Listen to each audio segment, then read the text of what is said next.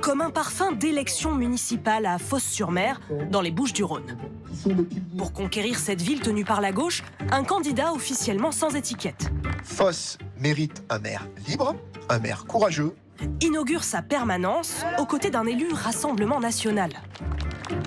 Pour les Phocéens, Philippe est la meilleure des personnes. L'œil du 20h vous raconte comment la Provence sert de laboratoire au RN pour mener l'union des droites au municipal.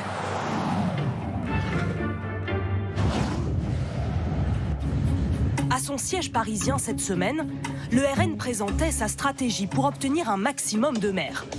En plus des 600 candidats officiellement investis, le parti a une idée pour élargir ses soutiens localement. Nous lançons aujourd'hui une charte municipale. En clair, en échange de l'appui du RN, le candidat signataire de la charte s'engage sur des propositions. La lutte contre l'insécurité, contre l'immigration, la défense du patrimoine local. Mais surtout, s'il est élu, il devra soutenir le candidat RN à l'élection présidentielle en lui offrant son parrainage.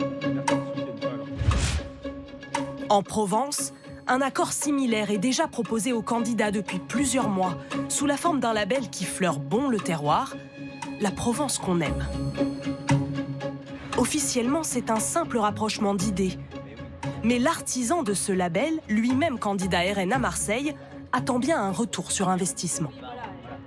Une fois que vous avez été élu avec le soutien du Rassemblement national, il est logique que ce chemin se concrétise, se poursuive, demain au sénatorial en soutenant par exemple le même candidat et après-demain par exemple en parrainant la même candidate au présidentiel. Que pensent les candidats de ces contreparties? À Fos-sur-Mer, Philippe Morisot a longtemps porté les couleurs des Républicains avant de rendre sa carte. Aujourd'hui, il revendique son indépendance. Mais le logo La Provence qu'on aime figure tout de même en bonne place sur son affiche. Et sur la photo de famille, 1, 2, 3. il pose avec le député Rassemblement national.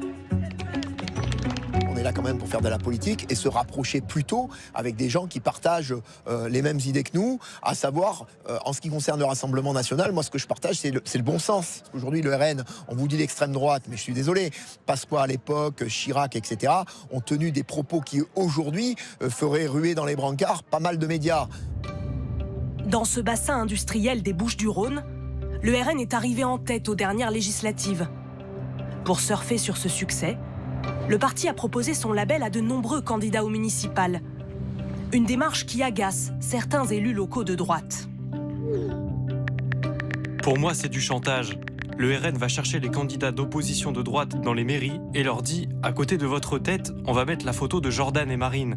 Et vous allez faire un score de folie. » Pour ceux qui refusent ce marché, la conséquence ne se fait pas attendre.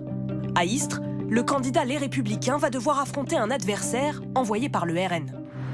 Comment vous l'interprétez? Comme un parachutage, comme vous l'avez dit, c'est-à-dire que je pense que les gens, et j'espère, vont faire la différence entre les gens qui s'intéressent vraiment à eux, à leur quotidien, et qui s'impliquent, qui respirent le même air qu'eux, plutôt qu'à des gens qui viennent pour faire des coups politiques.